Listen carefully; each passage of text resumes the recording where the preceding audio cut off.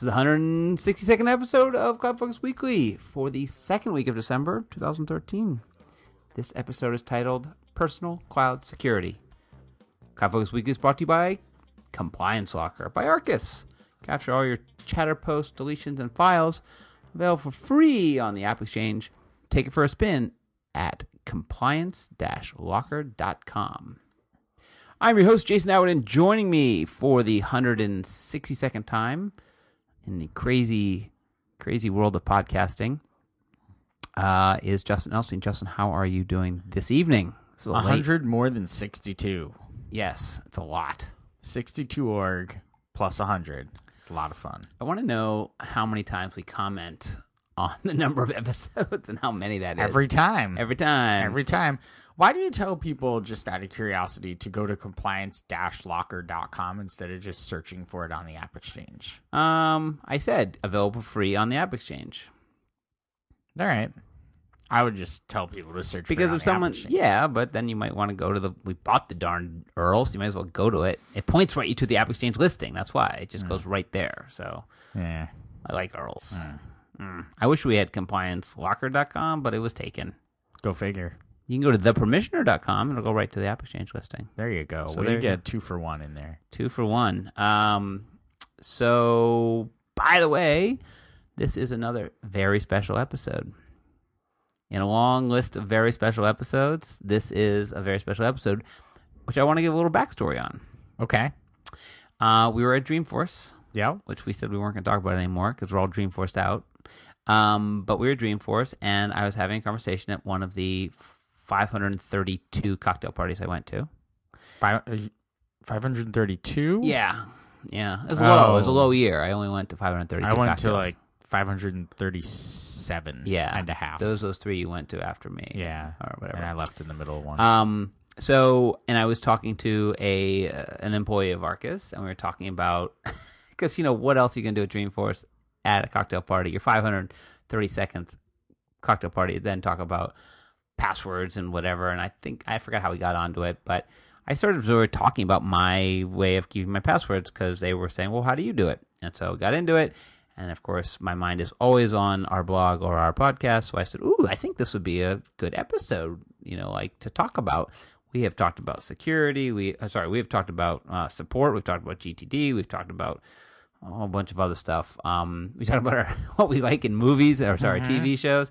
So I figured really talking about digital security and the sort of new wave of stuff. So we're going to do our I guess we've done this twice or 3 times before. We're going to do the interview format, which I hope you're all a fan of, which is that you're going to interview me. I am. Justin's going to play the Walter to my Cronkite or to my White. No, I don't think so. You're more Barbara Walters. I was thinking I'm more Mark Benioff and you're more Marissa Meyer. Can you please be A, I want to be more interesting than she was, and B, can you be a better interviewer than he was? I'll try my best. Call me Charlie Rose. It sounds like you've actually prepared questions. I usually do. And as long as you don't start off with, I want to understand and get everybody here to understand the who of what it is that makes you you, then I think we can. So do you want to get started? So let's get started. So we're not going to talk about the blog post of the week. It is at blog.argusinc.com. It will be there tomorrow, and it is talking about apps and Dreamforce and Expo 4 stuff, but we're Dreamforced out. So we're not even going to talk about it. On the podcast, we're a little Dreamforced out. So we're a lot Dreamforced out. Why don't we get started? So let's do it. Yeah, why don't we get started with personal cloud security? Awesome. So tell me a little bit about what makes you all about security in the cloud, and what makes you? Why the hell? Why am I talking to you? Oh, okay. Are you ready? Yeah. All right. So you started off with a serious question there, and then you kind of rolled it. I wanted to start this off by doing a little bit of a. I think you explained this a little bit, but just a little bit of a split. So here, are we talking more about personal cloud security, or are we talking about enterprise cloud security?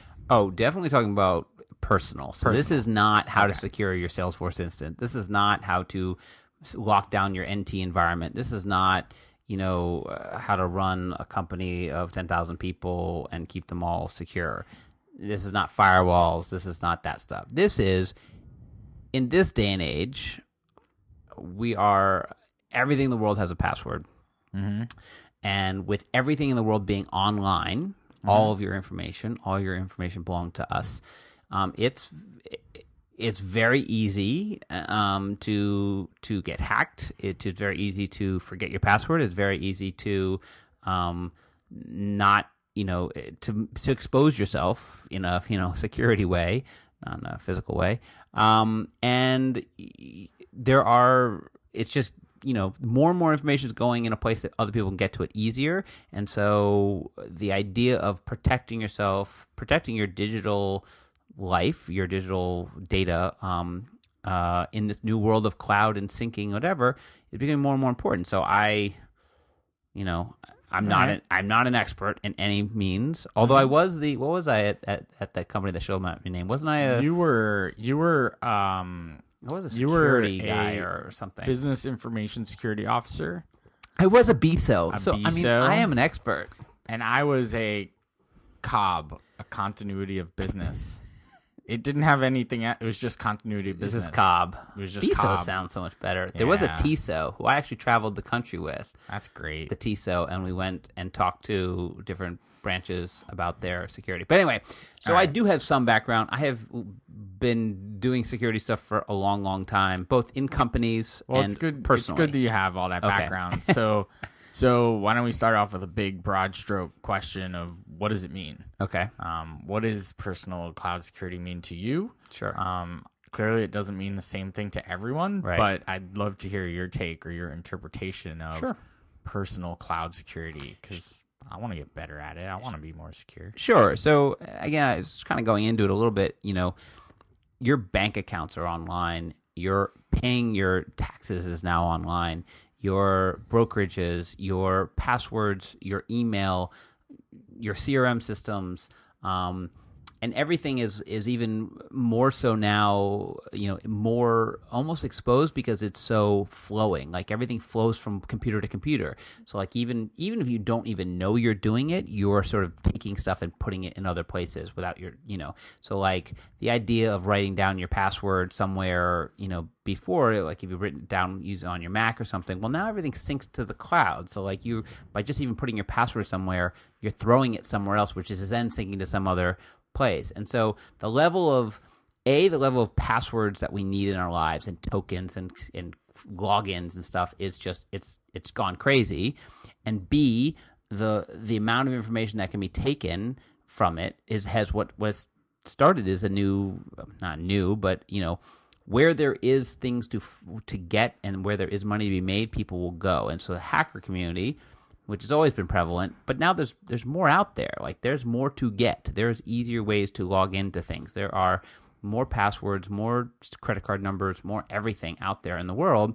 And so, they're coming for it. So it's not whether it's, protecting your financial stuff, which is with, identity theft and things like that, which is very important, but also just protecting you from snooping, from people hacking your Twitter account, from people getting onto your Facebook. I mean, like that's what personal digital security is saying. So you Listen, mentioned a few of those things. I'm sorry, I'm going to cut you off. Go ahead. You're cut off. You mentioned a few of those newer, like Facebook, Twitter, and that's very different from bank account, credit card account, taxes, things like that. So to me, that's like a last 5 to 10 year type of, like I think of online banking. Okay, I was doing that 10 years ago, maybe even more. I feel like I was. Not 10 years ago, but okay. I feel like I was pretty much there. Yeah, but that might have been one or two institutions. Now, everything you do, from your Con Ed bill to paying your parking, all of it's now online. All of it. Right. Everything. So how's it changed and gotten more, I'm going to bring it back to the cloud, how's it gotten more cloudy? And I think of it more as like data synchronization, like things are syncing, passwords potentially syncing, data syncing, and you think it's in the cloud, but it's on a device, and then it goes from the device to another device. So how have things changed up in the last 5 or so years? Well, I think the first thing is that the amount of information that we willingly put. So when you had your bank account on whatever, Chase or Citi or whatever you had, 10 years ago, it was one place, right? It was one location, and you weren't putting information there. Your bank was putting up information online for you to access once every whatever. Well, two things have happened. One is we now put our own information up, right? We fill out forms. We put up our ages. We fill out this stuff. So we're kind of taking our information and spreading it more than we ever have. Personal information, photos of your family and kids and friends and, and likes and dislikes. And some of it where you go like, well, that's just dumb little information. But some of it is, really personal and you wouldn't want it to be, hacked or whatever. That's one piece. So our society is wants to put more information out there into the cloud, as it were. Mm-hmm. The second thing is the amount of places that you need to remember and protect your security and your identity online has gone from your one bank account that you used to log into 10 years to your 500 places that you probably have logins for, maybe 100, right? So what's happening is people get lazy and they start to use the same passwords, and they start to have bad practices in passwords, and then other sites are not, and then other places with all this personal information are not using the newer, better standards for security. And so that's what we're going to talk about today is like, how can you better, you're cutting me off again. I'm not cutting you off. I'm trying to give you eye signals and hand signals. So I'm glad that you went there. So speaking of like lots of different passwords and lots of different places, 500 different places that you log in. Now I know, I don't know if this is, I'll get your take on it. I don't consider it lazy, but when I go to a new service or a new site or a new mobile app that I download and, it says log in using Facebook or log in using Twitter. Right. What am I doing? I feel fine with it, right? I feel like, all right, I trust Facebook. I trust Twitter for better or worse. I trust Google. And Salesforce is getting into this game, right, with Salesforce Identity. So what am I actually doing? And am I making my life easier? Clearly, I'm doing it from a user perspective. I'm making my life easier. But am I making my life any better from a security perspective? And as I'm doing this, like, I'm not really thinking about the security of like my data as it relates to that company that I'm logging in through, like Facebook, for example. Like they say you're basically giving permission now to this thing, to Facebook. Should I be thinking about that too? I'm like giving Facebook permission to control the login access to this application. No, you should just let everybody have every bit. Just do it. Log in. Well, so what am I doing? And then go into a little bit of it. So first, I mean, the hard part is you're not doing the same thing every time because there are levels to that authentication engine and what, and I'll get into the specifics and the security and some of the technical details. Let's not get too boring. Okay. But sometimes what you're doing is you're basically quick creating an account somewhere else. You're logging from into site A and you're saying to site A says log in with your Twitter. Right, and you say, yeah, and what it does is it passes over Twitter. You then authenticate with Twitter, meaning you tell Twitter it's okay. Usually I'm already logged into Twitter, right? In my operating system or on my device or something like that. And then it says, okay, then you're giving this application, right, this new website, ability to grab some details about you. So sometimes it's your name, your email address, it's your whatever. It's then going to create a user profile. So it's kind of, in some ways, on the low level, it's allowing you just to quick create a new account on the new site. And you'll notice then you'll then log in and sometimes you have to create a password. Like it just filled out stuff for you, but it didn't really create an account, right? It wasn't letting you just log in straight. So there's that kind of one level, and that's like you're creating an account, and then it splits. Then it is different going forward. So that's one thing. Second one is you're sort of using, again, there's an authentication service. So you're sort of, the other way to do it, and again, you can't really tell when you're clicking on the button, is you're saying, I'm no longer going to give this, I'm not giving this new place, my password. I'm giving it access to authenticate through Twitter. So I'm telling Twitter I'm authenticated, and then it's going to tell this website that I'm authenticated and let this person in as this user every single time, right? But I'm not kind of creating I'm creating an account with them, but I'm not storing my credentials, my password credentials with them. I'm just saying, okay, when I want to log in, new website A, go to Twitter. I'll authenticate with them. I'm going to tell them I'm good, right? Give them my password. They're going to say good, pass a token back to this website, say he's good, let him in. So that's a nice way of doing it. Or that's good in a lot of ways. The third thing you're doing, and this is less Twitter, more Facebook, is you're allowing that new website, or usually these are the apps, right? And this is where Facebook is getting sort of in trouble. Let's use an example, Foursquare, as an example. Yeah. Is that an okay example to use? I'd rather use something Pinterest. I'm going to use an app that I use, like Runkeeper. Okay, Runkeeper. So it's a running app. So if I authenticate to it via create an account via Facebook, and I then say when I'm logging in, you get that screen that says Runkeeper has asked Facebook for the permission to do this stuff on your behalf. Right. This is, I think, the scary piece. That is a little bit of the scary piece that I usually ignore anyway. Right. And then it says, access to your friends' information, access to this, access to that. And you are, at that point, giving Runkeeper the ability to look at that information. Now, sometimes it's fine because you're trying to sync up your running friends so you can then ping them or create your own. And other times, you're giving the ability to post as you, right? Which means I go running and I run a really slow race, and all of a sudden people are laughing on Facebook. It's like, well, because it just posted for you and said that you ran the slow race. So always be careful. I know it's so quick to do it, but be careful when you look at it and look at what you're giving them access to. So one way I do is whenever I do that, in the drop down that says who will be able to see this post, I always say me only. So even if this website or whatever Runkeeper starts to post crazy, it's only posting something that no one else can see anyway. So then I could find it and kill it off, right? Place like Foursquare, you definitely give it access, and I've done it before. I've checked in and become the mayor of some place, and I didn't really, wasn't really planning on putting that on Facebook. And I had already told it, if I become a mayor, shoot it over to Facebook. So then it does. And so all of a sudden people are like, oh, you're the mayor of Lot D at the MetLife Stadium. Or isn't that funny? Or there you are at the game, and I didn't really want to share that on Facebook, but because I had already given Foursquare the permission to do that, it's going to do that on my behalf. So that's sort of what you're doing. It's like all things. It's like, yeah, you should be careful with that stuff. Yeah, it's easy and convenient. Facebook is the one that's a little bit more problematic because there are so many personal aspects to it. Twitter's less like, okay, you have all my Twitter followers. Well, you can go see them all online for nothing. And okay, you have my Twitter username. Who cares?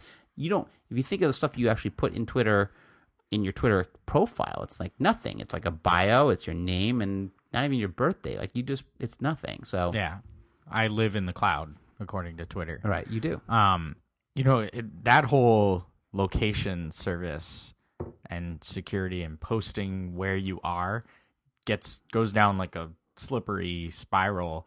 I don't know if you've seen the movie The Bling Ring or read about The Bling Ring. There was a movie made about a real true story where celebrities out in California or Hollywood were using social media to promote, I'm going to be in Miami this weekend or whatever at this club, or I'm going to be wherever they're going to be. They're going to be out of town. And these high school students caught on. They were like, oh, look, Paris Hilton's not going to be in town this week. We know this. Let's go rob her. Right. Went and robbed her. Right. Lindsay Lohan's not going to be in town this weekend. There's her house. We can figure a way into her house. I don't know how, but they did. See the movie. It's interesting. Well, but it's an interesting phenomenon about like that's like not the security that we're talking about, but it brings it to the physical world where, you're so blasé about telling people where you are in this new world, and it totally lends itself to all right, you check in at some airport, in Bermuda or whatever, and your wife checks in at some airport in Bermuda, and I can see that, and I'm like, well, looks like they're not home. Looks like they're not home for the week or whatever. They're gone. Right. So no one's in their house. I totally out. And when I do that, I do consider it. I do think about it. I do, have I always, I definitely think about Foursquare and who can see my Foursquare and my check-ins, and sometimes you just check in privately or whatever. No, it's a real concern, and it's probably going to get more and more. But yeah, definitely a different, That's a totally different level of security, personal but information security. It brings it there. Yep. All right, so do you have? Let's bring it back to the cloud and applications and data management type of stuff. Do you have personal password policies that you like to stick to? Do you have different policies for different levels? Like maybe your bank is like the high level, and maybe like Pinterest or whatever is like the lowest level, and you have different passwords for everything. Yeah, so I'll give you some of the things that I do. This is the tips and tricks section. So the first thing is, first policy is I don't let people have my passwords. And I was thinking as I was coming here to do the podcast, and I was like, because I think the question is like, not even your wife. I'm like, no one gets my passwords, and that's just it. And no one gets my passwords either. I stick by that policy myself. There's no reason for anybody to get my passwords. The only reason there is in death, and I have already created an ability for that person to get the password she needs if she needs them. So for my wife. But yeah, so I basically, this is not new. I'm not, this is not breaking ground. You should create a series of levels of passwords. And I think the thing we used to say, like, create a real low level one. I almost think there are no low level ones anymore. There are just different ones. So obviously you start with the most protected information you need to get to, right? The stuff that is either the key to things, right? And I think that's where, I'm going to call email the skeleton key. This is where people get in trouble, is because they think, oh, they lock down this, they lock down their Facebook, and they lock down their bank account and their credit card, but they leave email as the open wound, right? Or they open with, really low, easy password. Well, email is the key to most places. Email is the reset for most places. If people can hack your email, they can get to the other places. So you should almost consider email, again, the skeleton key to the rest of the places. And you should be locking that down the most. We don't think about emails like, oh, secure, who cares when you read my email? Yeah, but it's the way to get into everything else. So that's my first tip, is like take email and consider that the highest level now. Don't consider it the lowest. And then, create different passwords for different types. I would say, again, the more you mix it up, the better. And I'm going to tell you ways to remember them and whatever. But the more you mix it up and the more you don't use the same password over and over again, the better your security, right? Because obviously the more you change them and then the less someone can figure out what they are. So, create high level ones. They should be 8 characters. They should be mixed case. They should have zeros. They shouldn't have real things in them. Why zeros? Huh? Why zeros? Why not ones? Numbers Why or whatever, right? not They should be a mix of all those things. And I would say years ago it was frustrating because you try to create a higher level one and then the website wouldn't even take it. It'd say, oh, it can't start with an exclamation point or something. Like, well, I want it to start with, so something like that. It's gotten much, much better, and almost every place allows you to do. Interesting enough, like bank pins are still 4 digits, which is just ridiculous. Yep. Like, and why is it, So definitely create a high level one, and even if you, again, more secure, create ones that are different for different areas. So like I have a server password. It is really crazy, but it's never been used anywhere else. Like it is its own thing, right? So I'm not reusing it, and that's tough because then you only have one, but it's the one I've been using for a while there, and it's very, again, hard to, check. It's hard because it's a lot of things in it. So create, high-level ones, and again, I would create a couple medium ones that would be for places that you're just signing in, maybe a message board, maybe, something like that. And then I would say the other tip is that, you're going to say, well, how do I remember all these things? Obviously, the tip is to write them down, but don't write them down. So all my passwords are in Evernote.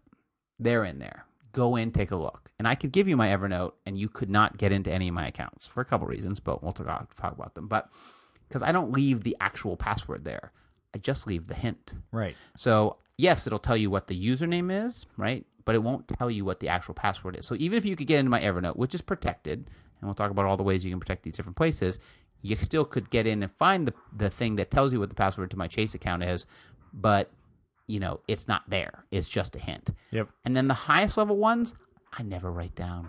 They're never anywhere. You couldn't find them if you tried them. They're in my head.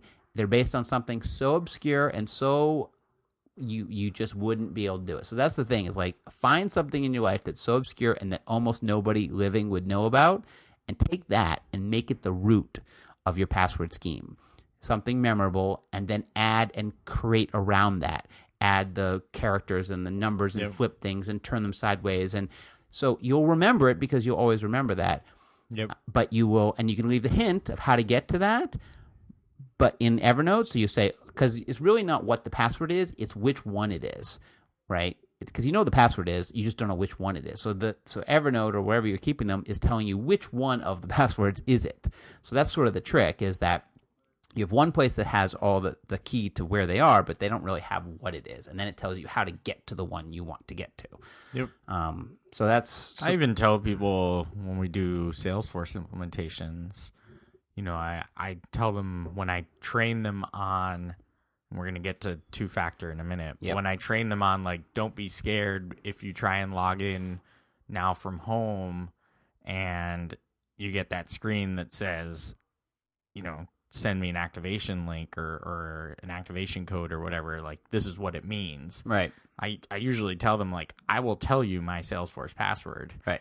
You will not be able to log in. Right. Even if I give it to you. Right. I will give you the password. I mean, I won't, but I could, right? Now, I can just hand it to you on a piece of paper, and you can try your hardest, but you're not getting in unless you can get into my email, and you're not getting into my email. Right. And then you're not getting my email because my email's behind something else. And that's behind another two-factor, so I'll give you my email password, too, and you can have fun with that. Right. So we'll talk about two-factor in a second in terms of what that means and how to get into it. I'm sure it's one of your questions. It is. I jumped ahead because you jumped ahead. You Oh. got me on the Evernote thing. Okay. But, I mean, like you Sprinkling- said, that's a good way to handle it, and I do the same thing. Like, I'll have I like to keep, like, the sites, the URLs, because I'll forget those. I don't feel like bookmarking them, and I feel like, I don't know, for some reason, maybe I could just lose those at any moment. So I feel like I put the URLs, and I put the usernames, and I put a word as, like, for the password, but the word tells me what I need to know. Right. And it's not the actual password. It's funny that we do the same thing, because I don't think we've ever talked about that. Maybe we haven't talked about it. That's just so brilliant. Anyway. So everybody gets that, right? You have a note, and do you do individual notes for individual notes for individual things. Right. So then you can search it. Yep, I used to do one. No. I used to have the one, and I have one that I had for 10 years, and it was called Password and Pins, and it was literally the longest thing ever in the world. And yes, but you'd have to scroll through it. But now with search and Evernote and search, I just go to Evernote and I type in Chase or whatever. That's for personal stuff. It's funny because for stuff like for Arkus, for business stuff, I do have a Google Doc called Passwords. Yep. And only I can see it. Right. And all of my passwords for just Arkus stuff are in there. Right.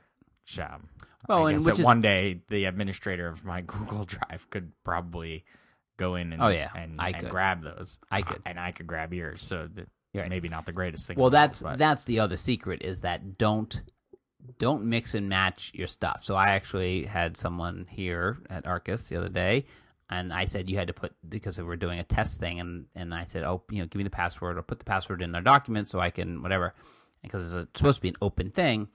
And they put the password in there. I quickly realized this is a personal password, right? And I've seen this happen a couple of times. And what I say is, don't mix and match. Like, if there's a case of your password needing to be shown or used for somewhere else, don't mix them with stuff that's not personal. Like, you can have 5 or 6 different passwords and remember them. Like, that's not too hard. So, like, your work stuff, create a whole new scheme for work, right? Base it on something. Base it on some color in the logo that you work for, like something that no one would know why you were thinking that, and then go from there. And then it becomes its own little set of passwords that you can then use throughout work. Because what the other thing is, that it becomes contextual. Like, financial stuff, I have this root of passwords. Work, I have this root, and then I use that root as the start. So you take a word, I'll just give an example if people don't know what I'm talking about. So you take a word, so I'm looking at the word green, that's in our our logo. So if I was going to spell that so many different ways, E's can turn into 3s very easily. Yep, and ends, and dropping them and changing it up and spelling it with 3 of something, or putting exclamation points or stars around things. So you can you can do that forever. And basically, but you always know that you use green, and where did you get green from? Well, you got it from the logo. So, I mean, that's a little too easy. You might want to go, what was the thing you had for lunch on the first day of work? Right? Something that, again, that you wouldn't, no one else is going to know, and no one else is going to even think about, but you had sushi. Okay, so you use sushi as the thing. Or the restaurant, you went to Nobu, so you use that. Whoa, Nobu. Right. Yeah, there you go. Sushi. Hey. I went sushi. Whoa. All right, go on. I'll stop talking. Like, you can seriously, ask questions. You first day of work, go to Nobu? That's pretty nice. Well, nice new job. Wow. So let's talk a little bit about syncing. Sure. Because the cloud, there's a couple different metaphors out there for how different applications handle like cloud and syncing. There's iCloud. So from here on in, I think the rest of my questions, they may skew a little Apple because we're both Apple people. Okay. We both are sitting here at MacBook Pros. We both have iPhones in our pockets. We both have iPads. We're pretty much there. So, iCloud has their sort of notion of syncing, and then there's applications that sit on these devices like Google Drive, Evernote, Dropbox. How do we make sure that our data is secure in all the places that it lives? Because the cloud, in that metaphor, is like a facilitator for getting one document to be sort of proliferated to 4 different places. Right. So how do I know where those places are, and how do I make sure that I'm aware of that fact, and that like all of a sudden I took my bank statements and saved them in a Dropbox folder, and I've scanned in my statements, and now it's kind of all over the place. Right. And how do I make sure that someone can't just pick up my iPhone and open up the Dropbox app and look at my bank statement? Right. That's just an example. Yeah, I mean, it's a good example because I do that. So there you go. Here's what it is. This comes down to another security theory called layering, right? So, and really, we'll get into two-factor, and maybe that's the question you were asking. Two-factor's kind of my last thing. Oh, okay. So, but let's get into two-factor because it's not the way to know where your stuff is syncing, because you have to set those up. So you have to, when you go from computer A to computer B and you install Dropbox, you have to say, oh, start syncing here, start syncing here. That is part of the setup. So obviously knowing that you set up your wife's computer, but you set up an account there on her computer and you also install Dropbox, you have to know that, right? You kind of have to pay attention. Now, most websites will tell you when you log into them where the proliferation. Oof. I'll help you. Yeah. I'm the interviewer. It's a long day. So I'm where it is. So, for an example, I'm trying to think of a good one that does this. Well, I mean, most of them, if you log in, they'll say you have been authenticated here, here, here, and here. Google does this. They'll tell you where you've accessed it from in different locations. So, picking a service provider that tells you that, so you can log into their main console and go, oh, look, it's logged into my MacBook Pro and this other computer. Oh, maybe I logged into my friend's computer via Dropbox and dropped it on his thing. Ooh, I better, undo that. So, you definitely have to think about where they are. But again, the way to sort of protect against this cloud and syncing thing is the layer thing. So know that, yes, if you're on my desktop, you can get in. My desktop has my Dropbox. It's right there, and that's not much of a right. There's not much of a layer there. But my computer locks down after 3 minutes of activity with a password, and that password is a high-level password. So to get to my Dropbox there, you got to get in that way. To get to my Dropbox online, you got to use two-factor, which I guess we'll talk about in a second. So you think of the attack points and go, oh, could they get in this way? Could they get in this way? Could they get in this way? And then it's, what are you protecting, right? Am I protecting my bank statements? Okay, so you get my bank statements. Okay, if you're doing identity theft, well then, you have a leg up, which we'll talk about ways to protect against that stuff. But, it's what you're protecting, and is it at that level? If it's really at that high level, yeah, it shouldn't even exist. Because if it exists, then it's somewhere that someone can get to it. It should be printed out and put in a lockbox, a safety deposit box, in a thing, and shredded anywhere else in the world. But if it's something that you have to think about, what's the worst case scenario, And do you have protection around that? So I have protection around my financial accounts, that I have all sorts of things that sort of like tripwires, that if something starts to happen here, there, or the other thing, I will notice. And I have noticed. And my credit card got stolen at Dreamforce. Oh, wow. Yeah, my corporate credit card got stolen at Dreamforce. Like the physical card got stolen? No, the number. Someone charged $4,000 on Delta. Oh. But it wasn't me. No, I know it wasn't. You saw me. I sat next to you on the flight. But that's the thing. Like, so here's all this digital stuff we worry about. That was a physical thing. That was over my shoulder when I paid for something. No kidding. Because it's in my pocket. How else could it have happened? I don't know. That's the only way. All right. Or you give it to some bartender and they take it in the back and someone else. But it's a physical thing. So all the passwords in the world can't solve for a physical issue, and that's what people do. They you'll be at a place, you're paying for something or holding it up while you're at a payphone, and people taking snapshots because they know they do that a lot. And they'll take snapshots of it, and you'll flip it around. They'll see the code on the back. They'll take a snapshot of that, and then they got it. Well, the Amex, the code's on the front too. And the Amex has the code on the front. So I mean, my thing for the syncing is great because it gives you the ability to have your passwords anywhere, but then you just have to make sure you've put layers around it, so it's not just one stop and into that thing. You have a layer to get into a layer. It might be a little bit of a pain, but you're going through to get to purchase that. That's how I was saying purchase. I was saying Mac.com purchase. Right. Next question. So, what tools are you using to, and I think I know some of the answers. I mean, we already said Evernote to store some of the passwords, but what are some of the other tools? Like for passwords, some of the passwords are at the OS level, right? Yep. You've sort of typed in your password to Twitter and it's stored. Yep.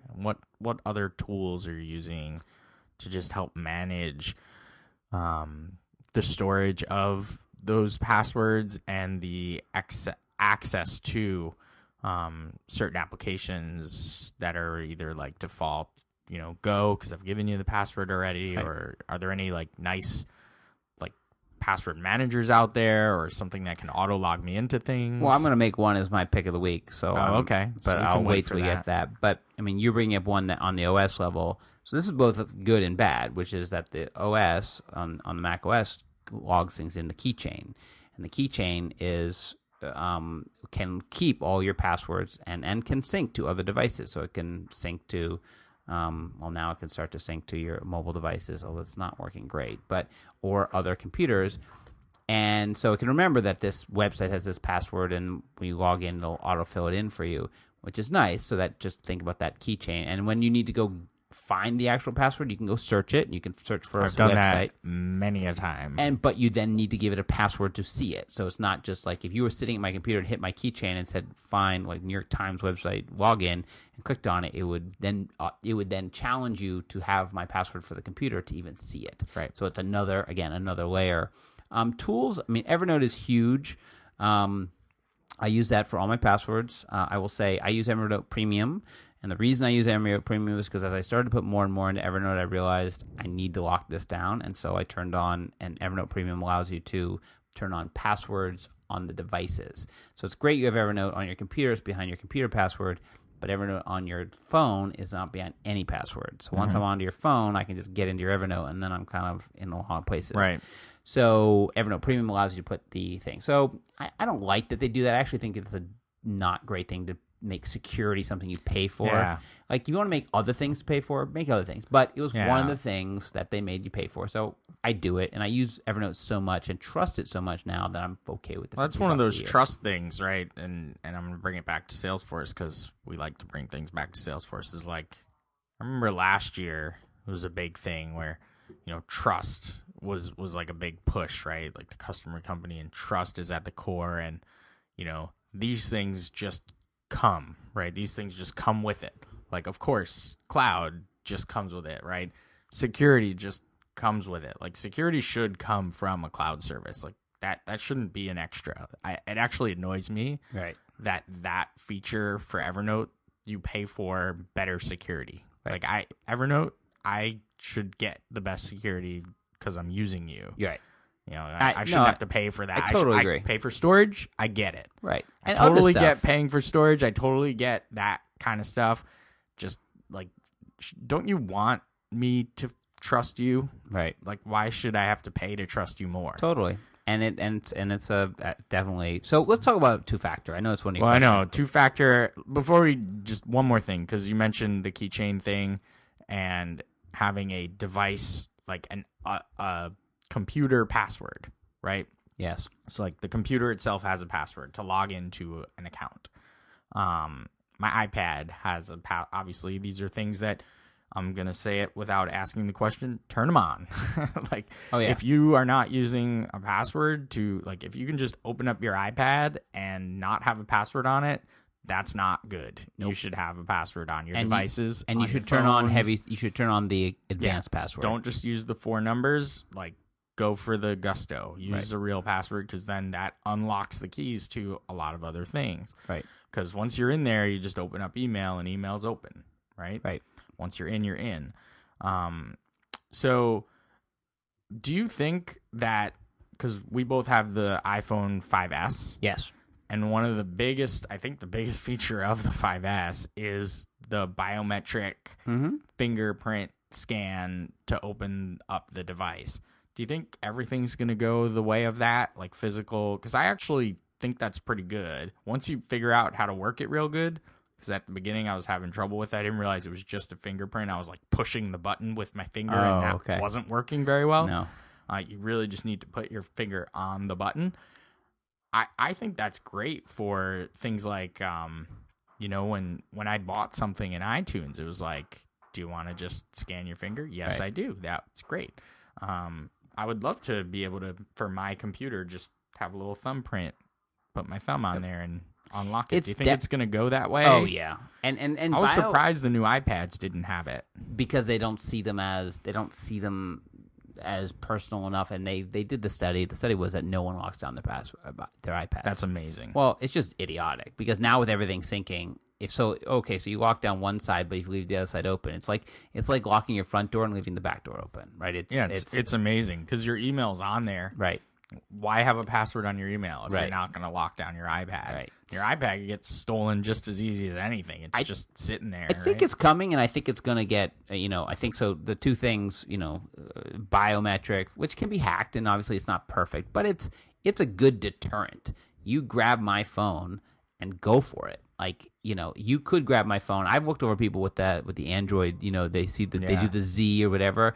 Like, I watch people do that, and I'm like, I could do what you just did in 3 seconds, but I could hand you my phone, and you could put your thumb on there for 100 hours, and you're never going to get it. Now, if you beat me over the head and you grab my phone and, grab my whatever, but at that point, we're talking about we're talking about physical security. We're not talking about digital security.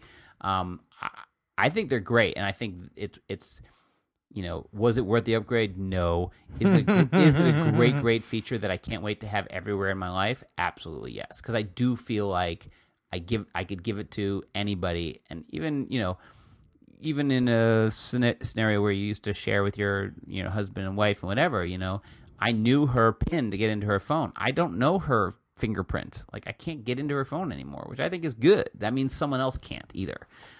So in some ways it makes you use a very good password, which most people don't use, right? Most people don't lock their phones. Most people put, 55555 or whatever, and they don't. And this makes you use a very good password. Yeah. Is it the best? No, but it's very good. Right. Like, it's up there. Combine it with a voice command, and you could do other stuff. You could get pretty high. Interesting enough, back in the day, in one of the Mac versions, and this is, I think, before they went to 10, I think it was OS 9, they actually had a feature called your voice is your password. And you could go to the computer and you would say a phrase, Peter picks pineapples. And it would listen to you, and it would use that as, and it would fill in the password was your voice. It never took off, but I used to love the theory, because your voice is very unique. Obviously, you could record someone, but that's why it was both a password and a phrase. So you didn't just say open, you said a pass. I like tomatoes at noon, right? And they would take that and let you in. I think the main problem. I just figured out your main password. There it is. And a phrase is obviously better. If you could have a phrase as your password everywhere you went, right? And that's why a fingerprint is so cool, because it is kind of like a long phrase. It's a long set of information. Whereas, a 4-digit code or a 7-digit password or even an 8-digit password, not so much. All right, so let's get to the elephant in the room. Hello. Oh, sorry. That was terrible. The Evernote elephant. Two-factor authentication. Yes. My favorite thing in the world. It's a big help here when we're talking about cloud security. We've already sort of skirted around it a little bit and talked about how, hey, here's my password. You can't get in because it's going to challenge you again, the second factor. Right. Why don't you go ahead and describe a little bit? Just give us like one use case of two-factor, maybe like how Google does it, or Sure. Well, I'll tell you where it came from and like the originators of it, because I worked at a big bank that this is where it came from. Obviously, two factors is always, it's nice to have more than, because it's the idea is two factors means it's not just a this and a this, it's this and a this and a second factor, something else that's going to authenticate you. But where it came from originally, or where it sort of got its legs from, was with websites, and it was the websites that we used to work on, you and I. The problem was that the usernames and passwords were easily hackable in mass. And what happened was, because what people do is phishing attacks. So I don't know if everybody knows what phishing is, but phishing is where you get an email that says, "This is your Chase. You need to log into Chase. Please log into Chase because you have a security alert." And it looks exactly like it came from Chase. Right. And when you click on the button, you go to a website that looks exactly like Chase. And most people fall for this very quickly. So what they do is they set up these phishing accounts. They spam people via email. You click on the phishing email. It then sends that over to your you then log into this fake website, giving them your username and password. So it's not that they hacked you; they made you give them your password, which they then take within seconds. They then log into your real account using that, right, straight, fast, and then they then place in the order to transfer. So it really came about when ACH is over online. So when two people could transfer money online, which was the early days of PayPal, the early days of when you set up those ACHs between accounts, this is when it started to people hit, because you could make money off of it. So what they started to do was build in the two-factor. To start, was sort of an identification of the website. So the first iterations of it were when you go to a website, you put in your username. You put in your username and you click go, and then it would show you something that only it knew about you. So you would have in advance picked something like a picture. And a lot of websites still use this. Yeah, where picture. They'd show you a picture that you had picked in advance. So the idea was, if you were on a phishing site and you went to put in your username and it showed you a picture you didn't recognize, you'd go, "I don't recognize this website." Or a phrase or something. You then back away from the website. So Right. It's kind of saying, here's another factor that we have in common that no one else should know about. Yep. And then nowadays it's used as, it's a way of saying, okay, your username and your password, which the problem with most usernames is they are emails, right? So so everybody knows someone's email. So you've almost given out one piece of your your username and password. So you need to add a third or second piece onto it. So two-factor is you go to log in. Everybody's seen this. You go to log in to a website, and they say you hit username, password, and then it says, "I now need something else." Right. Right. And it says, and then the Salesforce example, it says, "I need to authenticate this computer." Some do it every time. Some do it once every 30 days. Yep. Some do it once for the new place you're logging into. It's very much like when you used to carry those little key pin things, so it would start up a randomized number. So some do it via randomized number. So every time you log in, the authenticator. So Google, Dropbox, Evernote, iCloud has two-factor.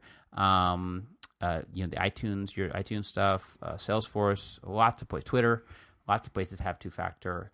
And it looked like Salesforce was going to come out with an authenticator. They did. App. It's out? Well, it's not out. It's in beta, private beta, right. pilot, whatever. Well, they talked about it they talked about it at the keynote, Salesforce Pound. Yep. Which will be the authenticator, so that you can just hit an app and it'll give you that code that you need to then log into. So here's the scenario. The scenario is I give you my username and password to my Google account. Right. You then go over to your computer, you try to log in, it then says, "I need another authentication." The only way to get that other number is to log on get into my phone, which is behind my bioprint. Right. And then start up this app, and then look at that number and place it in within a 60-second period. So it's not like you can get it. You could watch me do it yesterday and then put that same number in. Right. And that app had to be authenticated once fully, so it's not like you could even install the app and figure out how to authenticate. So Nope. It is pretty good, and it allows for at least another layer to say, okay, you can't get beyond this piece, and if you were to hack this piece, you can't get beyond it. So Right. I would suggest, even as much as some of them are a pain, like, again, some will text you, right, every time you try to log in. So Twitter's, their two factors, they'll text you every time you try to log in. And as much as it's kind of a pain, I would suggest it, because I've turned it on. It actually works pretty well now. It does text you. It does make you authenticate every time you log in from a different place. Evernote, definitely turn it on. Dropbox, definitely turn it on. They will even give you passcodes that you can keep, which don't keep your Evernote passwords in Evernote, but like one-time passwords. So if you need to use them, meaning you can't get to Twitter, you can't get to this app, you can have this series of one-time passwords which you can use to authenticate with, which once you use them, they're gone. And then I guess the last kind of there's one more kind of two-factor. Okay, now I can't remember it. I said there's no. You should be pressuring every business to turn it on. I'm surprised at how many banks don't turn them on. Like that banking places don't have two-factor just built in. Yeah. I don't know why, when there's a free tool and and text is free and all that. Like, everybody has a text at this point. Everybody has. There's no reason to not do it anymore. I find it odd that some banks have. I'm picking on banks. Some banks have different models where, like, they'll only show, like, on one screen you can put in your username, and then you have to jump to the next screen, which is where you put in your password, which is where that whole phrase and image. But some banks don't do that. Right. It's a little weird to me that they don't all actually do that, because to me that seems like the most secure. It's a little annoying from a user experience perspective, but it's probably the more secure way to go than to have them both on the same screen and you just log in. Right. And in the background, it's still doing its checks and making sure it's you logging in based on, your browser, your computer, your whatever, your location. I think that's the thing that's more that, and again, that's what the reason those places are almost less secure or don't go as much as into these two-factor anymore is because anything that you're going to do, they have other ways to do it. So this is one of my tips is, the reason I'm not as concerned about my financial stuff is I have very good tripwires all over my financial accounts that will tell me if something starts to go. So first of all, and I know this sounds crazy, but I get the daily email from my bank that tells me basically balance, and any transactions. And I've caught things a lot of times. I'll get it and I'll, and sometimes I ignore it every day, but at least every day I go and I look and I go, ooh, what's that? What's that $300 something this way? Or, that's one thing. You should be aware of what's in your account. There's places that'll tell you what's going on.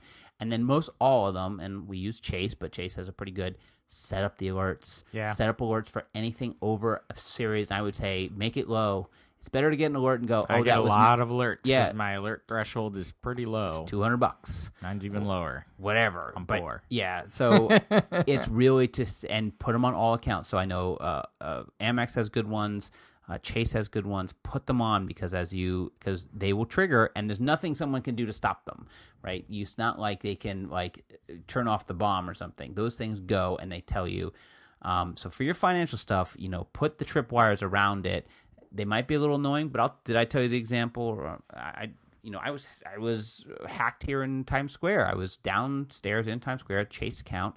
I went to deposit some checks. The machine wasn't working, right? And so I was like, it wasn't working for me. So I just stepped away from it and was going to go upstairs. And on my way upstairs, I literally, on the way to go talk to someone about depositing these checks, I get an alert. So literally, I'm like in the escalator, 10 seconds, maybe 30 seconds away, I get an alert. You just took out $800. What?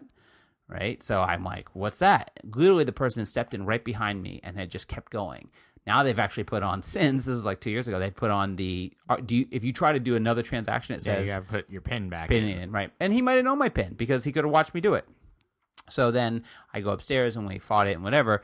But I was standing there with a guy and I said, the guy just went in behind me downstairs. Go downstairs right now and catch them. Right. All right. Well, that was a nice personal cloud security podcast. I feel like we're pushing an hour. But I have some more hints. You have more I hints? have so many more. I know. Well, why don't you write a blog post about it? I'm going to do that next year, but let me throw a few more because I've almost written them down. So, belt and suspenders, put layers on top of things. So, always have a password on top of a password on top of another one, and don't make them the same. So the same one to get into your computer shouldn't be the same one to get into your Evernote. Shouldn't be the same one, right? Do all the alerting. We just talked about that. Never write them down. The other thing is switch up your emails, because email is the skeleton key. If they don't know which email you used, then that's good. So actually having one email now is bad, because if they know that you only have one email, or someone knows you have one email, they can use that as the way to see what you've logged into. Everyone at this point has at least 2 email addresses. Right. So everyone has. So you should have. Used to be crazy. Yeah. You have 2 email addresses? Right. Actually, I have 5. Right. You have 5. What do you need all those for? I don't know. I just 11. do. Yeah. I now have 7 or maybe 6. But realize in Gmail that you can put in, there's a trick that you can put in different email addresses in plus signs. So you can do blah plus whatever. You can make hashes out of it. So do that, but also just open up a couple, get one in different places and use them for different things. Yep. Because then someone, if they try to go from one place to the other, they won't know which email you have. They won't know about the other one. Again, using the different passwords for different contexts. We talked about that for work. Make sure you can type your password. Passwords, sometimes there's passwords that are just hard to type because of the way your keys or way you're going. Yeah, you want to be able to type them fast. Yeah, so make sure you can type it, because I've had passwords before that, like, they kill my hands, like trying to mangle my hands to do. I don't really mean that. I mean, like, you want to be able to type them fast if, like, someone's sort of watching you. No, it's not that. It's more, well, you should know how to type it fast, but there's some that, like, the way you jump between keys or to hit shifts or whatever. So that's another one. Obviously, for passwords, you pick a root that no one should know about, but you can remember it, mix the cases, add and subtract things to it, put on numbers, put on things, make it, you can always pluralize it with a Z. So, I mean, there's just so many ways that you can make this thing totally common obscure. ways are just using numbers for letters. Right. But, I mean, they translate so well, a lot but of them. But don't do the ones that are so common that everybody's going to get it. Yeah, but it's not like they know the root anyway. Right. So, you know what I mean? Right, but the root should be something so whatever that, and then, so we talk about tools, Evernote Premium, Dropbox. Oh, in Docs, in Google Docs, you can have private docs, which we both do. Yep. And then you can, once it's private and locked down, you can then create nice login links. So you can link into places and log into places. Yep. So that's a nice. I'm gonna give a security tip of my own. Great. So, Chrome allows you to log into it when you go somewhere, right? If you want to go, like, you're traveling, you're on a business trip or something, you're using somebody else's computer, you want to log into Chrome so that you have your Chrome. I'm going to go ahead and recommend people not do that. It downloads a whole bunch of stuff into Chrome, including your passwords and things, and you might think you logged out of it, but there's breadcrumbs. Right. I'd recommend not doing it. I've seen it. I've had people log in to my machine, my Chrome. They've logged in, and they've left stuff behind. And I'm a good guy, so I don't touch it. I get rid of it. But it's there for me to go into. Right. Like, I can get into your Evernote. Right. Not yours, but, the person who left this behind. Absolutely. So I was going to say, so we'll wrap it up, and we're kind of running out of time, but instead of doing CloudFocus app pick of the week, because we've talked about it a million times. We've talked about tons of apps. I'm just going to tell about one app, which. All right, go ahead. I'll make it both of our pick of the week. Sounds good to me. But here's my problem with this. Do I have to use it? You don't, but you should. But here's my problem. Okay. I have not used it. I have bought it. I've owned it for a long time. I have not used it as thoroughly as I want to. It's called 1Password. And it is an app that sits on multiple devices, and it does sync your passwords between. But what it does is you can use it to log in, and it will create these crazy passwords for you. And therefore, you don't have to, since you're logging these multiple places, it keeps the password for you, and it keeps them crazy. So it's available on, on mobile, iPhone, iPad, Mac OS. It's kind of what Apple's trying to do with their new syncing thing, right? It's when you log into a place, it says, do you want to use this password? And it says, I'll create one for you. And it's like this crazy long password. And they said, now we'll sync it for you so then you don't have to remember it. But it's done much better. It's very high powerful. Everybody who uses it says they love it. I've never used it. I mean, I bought it and I just haven't used it. I just haven't had the time to go set it up, and I have really good password policies, I think. But 1Password, if you're really looking for the how do I control this stuff, where do I write them down, where do I put it, 1Password would be a great place to put it. I think they do a very, very good job about cloud security. So great. That's our one app pick of the week and our longest podcast ever. No, it isn't. Oh, it is over an hour. It's over an hour. That's we awesome. hit the hour mark.